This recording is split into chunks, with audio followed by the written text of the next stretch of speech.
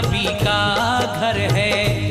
वो मदीना जिसे हम रश के हरम कहते हैं, वो मदीना जहां महबूबे खुदा रहते हैं। अर्श से जिस जगह रहमत के पयाम आते हैं, आसमानों से दुरूद और सलाम आते हैं। वो मदीना जहां जिब्रील अदब से